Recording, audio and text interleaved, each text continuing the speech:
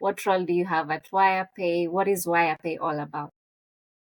Yeah, so my name is Hempstone, and yeah, thank you so much first for having me on this podcast.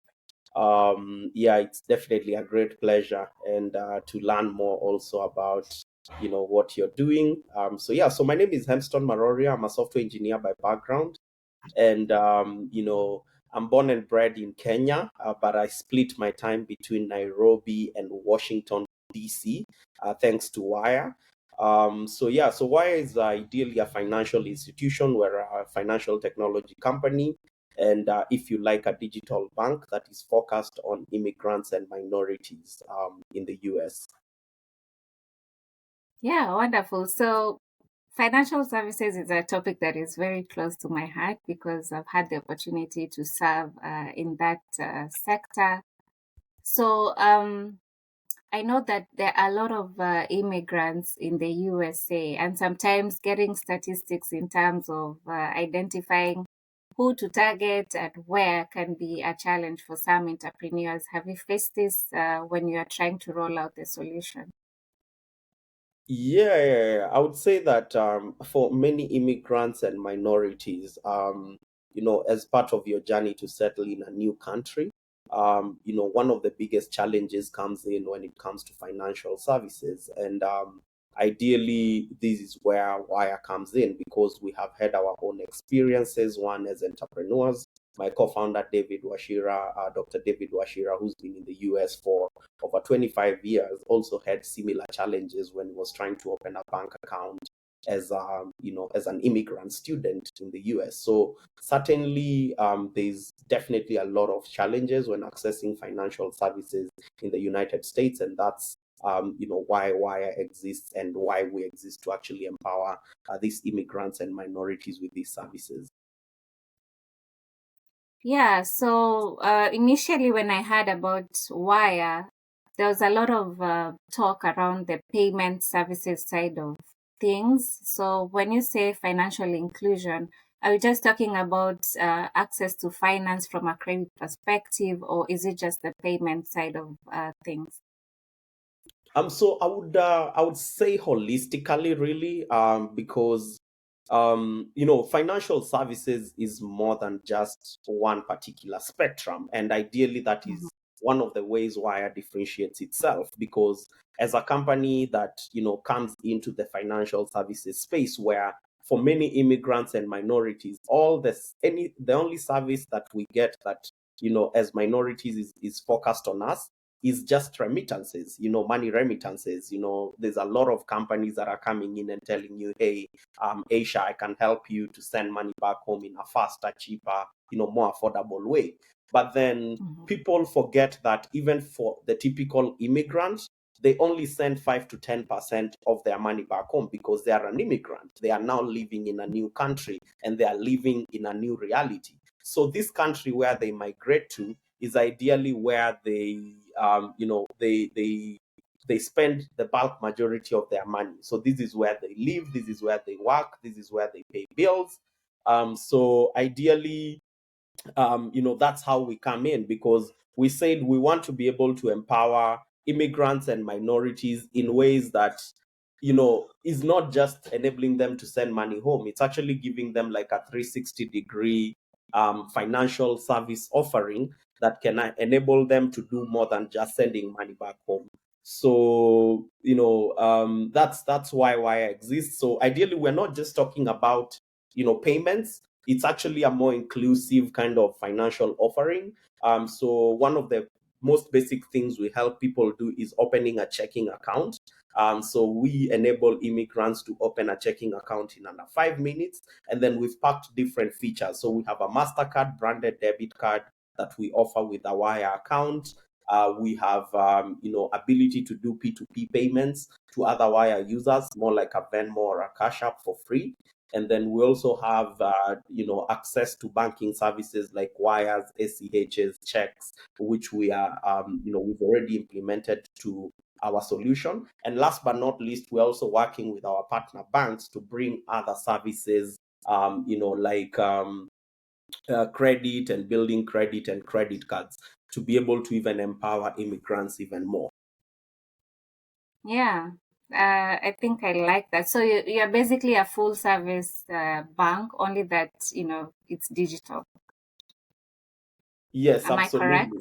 Yes, that's correct. So we are basically a digital bank, and our goal is to be a full service digital bank, focused on immigrants and minorities. So some of our future plans is actually to get our own charter. We're already talking to to different stakeholders, within the different states that we have presence. And, hopefully in just a couple of years, we will actually have our own banking charter and purely to focus on these immigrant and minority groups.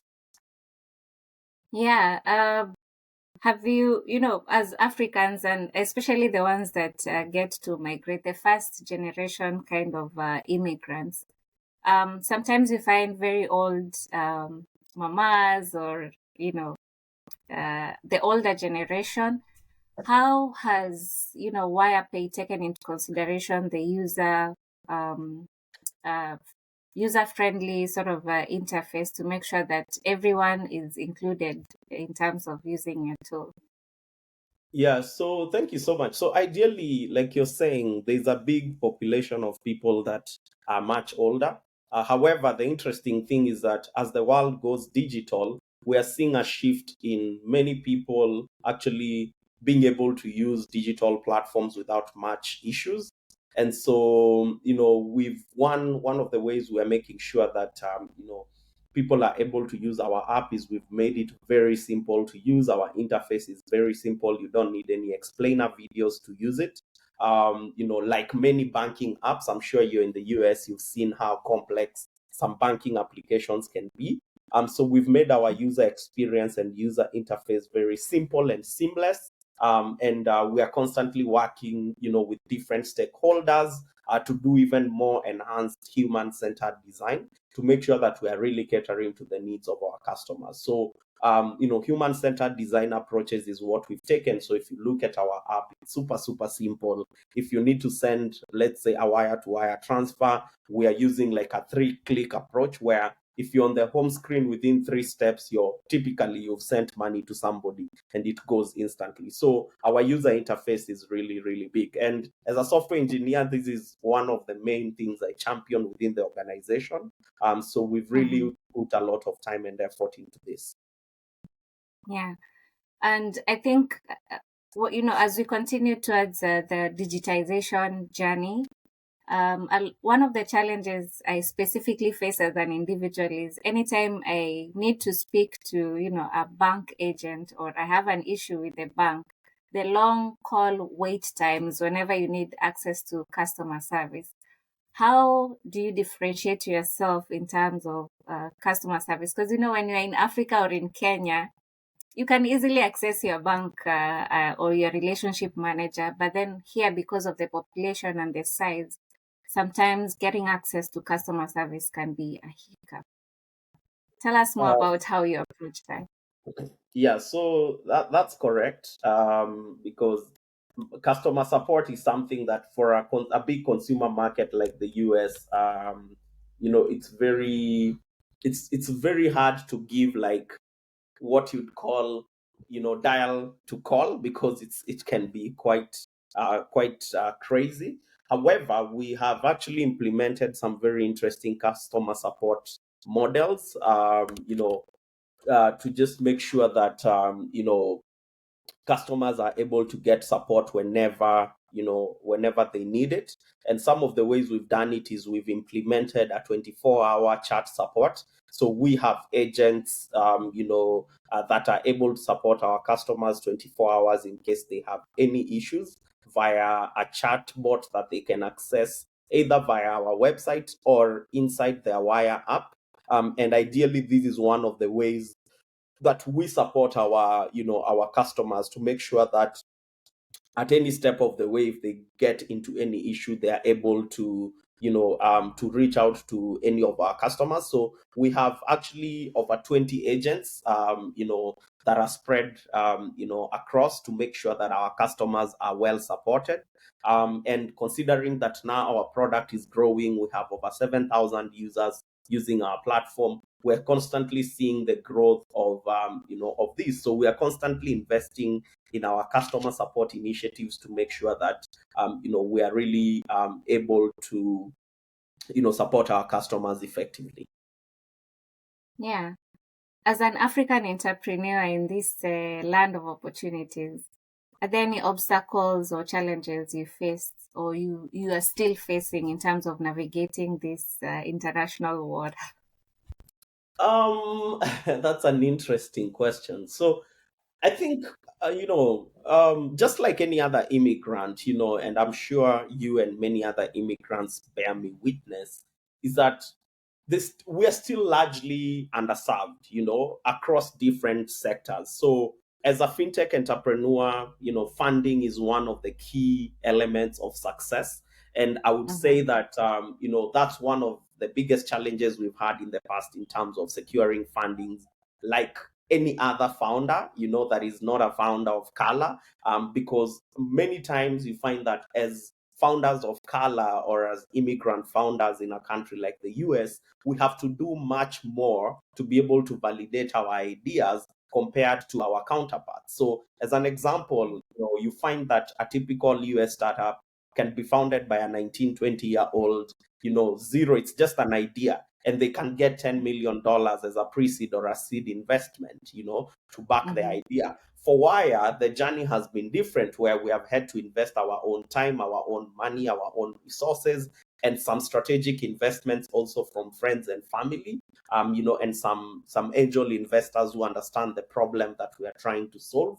And up until you are able to create a real product that people can see, that people can use, that's when you can really tap into these VCs and stuff like that. And that's why you're still finding that out of billions of dollars going into funding in the fintech space, less than 5% of it is going to founders of color.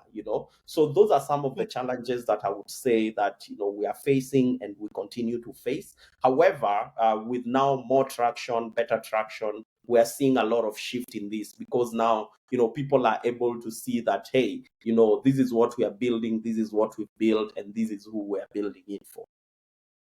Yeah. One of the things I face is, trust issues amongst Africans. How do you guarantee security, especially from a data perspective? Yeah, so security is critical to us as a bank, as a digital bank, and I would say that actually it's at the core of our development. So thankfully, our foundation was actually set from a security standpoint. We were incubated by IBM through an incubation program they have called the IBM Hyper Protect Accelerator.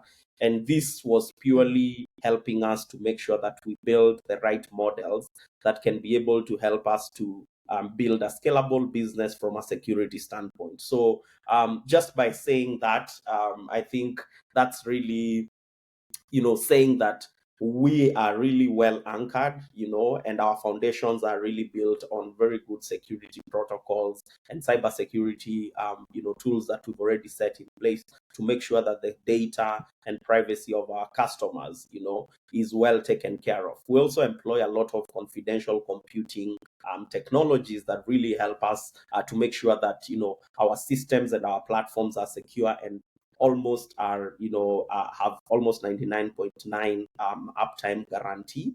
And then beyond this, one of the key things that we've also done, from a security and fraud perspective, is we work with strategic partners, like MasterCard, through some of their solutions, actually, like Ikata and Finicity, to make sure that we are able to reduce any security risks and threats to either our customers' bank accounts or our customers' information. So we have a lot of fraud rules embedded into our solution. As you may already know, for us to be able to launch something like a digital bank in the US, which is one of the most complex financial markets in the world. All these are things that we've had to factor in, and that's why it's been 3 years of building and launched earlier this year. So that goes to show you the amount of foundation work that has actually gone into building Waya to where it is today.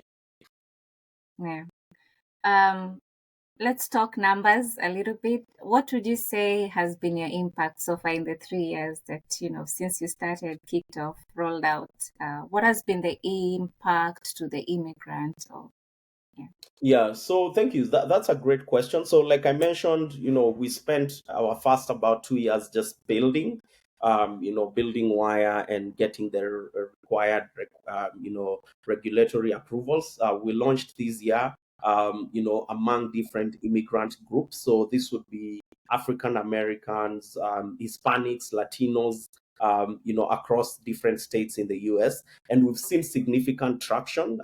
As I mentioned earlier, we have about 7,000 users, and customers on our platform. And ideally, this is purely almost on our word of mouth and strategic partnerships basis. We have not kicked off any marketing campaigns. Our marketing campaigns are still coming up in January.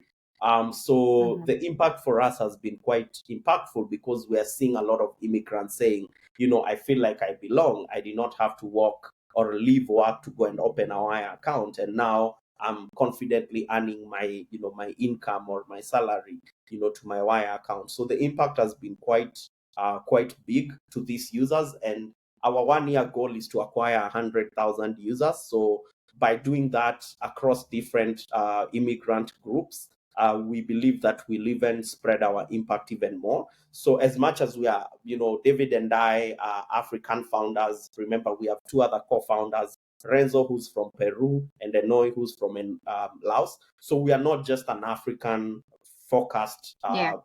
African American focused neobank. We are actually targeting the larger immigrant population because, as you know, there are over 50 million immigrants in the United States, but only Mhm. about 20% of that is immigrants from Africa. So we're really not just focusing on Africans, really.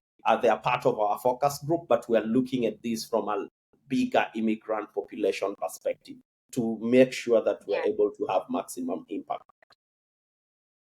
Yeah, I like that. So as we wrap up, what advice would you give, someone who either has been in the US for some time or just landed in the US and feels like they want to venture into the entrepreneurship world? So my number one advice to founders or anybody that wants to get into entrepreneurship, if the calling is there, if the purpose is there, I always use the Nike slogan, just do it, Just do it. and Hmm. that's always my number one mantra, that hey, if you have the calling, if you have the purpose, then you should go ahead and do it. And especially, I mean, for some of us, entrepreneurship is almost more like a calling because we don't do it for the money. We really do it Yeah. for the impact that we are really focusing on. So for anybody that is aspiring to be an entrepreneur in the United States, there are challenges. Yes, nobody says it's gonna be easy, and it has never been easy, even for companies like Apple or KFC or Chick-fil-A or any other company. So it is never easy in any industry. So the goal is to have the right plan, the right strategy, and play the long game, because doing business in the US, because of cost and some of these other things, you should always play the long game. Don't expect to start a business and become an instant overnight millionaire. It takes hard work, it takes grit, it takes perseverance, and most importantly, it takes the grace of God, to be able to pull off a successful business in the United States, especially in an industry like finance that we are in, which is highly regulated, and sometimes not everything is within your control. So, yeah. Great. What's your parting shot for someone still on the fence thinking, do I join Wire? Do I remain with, my current bank? Yeah, so that's a good question. Ideally, for us, I think one of the biggest things that we like to tell people is that traditional banks, have been here for 100 years, right? Or possibly more in the United States. But none of these banks are really built for us, by us, right? And that's why for many immigrants and minorities, you find that, you can bank in Bank of America for however number of years you want, but the day you come there and you want a credit card, you want a mortgage, it starts to be another different story. And yet you've entrusted them with your money and all that. So for us, ideally, our goal is to really build something that where people can belong. Immigrants and minorities contribute $3.9 trillion to the US economy every year. And while this is the case, many still remain unbanked or underbanked. And underbanked doesn't mean that somebody doesn't have a bank account. Underbanked means you have a bank account, but you can't be given a mortgage because these people don't understand, Asia, that you moved from Kenya and you did not move with your credit history. Underbanked Yeah. means people have to rely on payday loans and check cashing, to be able to survive and cash their checks, Mm-hmm. And ideally for us, even, as we continue to acquire our customers, we want our customers to know that it's not a call for them to move their money from wherever it is. It is a call to belong, where we are saying that Mm-hmm. we want to be the neobank that empowers them to achieve their American dream. We want to be the Yeah. neobank or the bank of choice that can actually enable these people to be banked, no matter where they come from, no matter where they live, no matter where they are. And that's our plea to people that, hey, this is the person that will understand you. This is like your other brother that understands the challenges that you face as an immigrant, as a minority, living in a foreign country,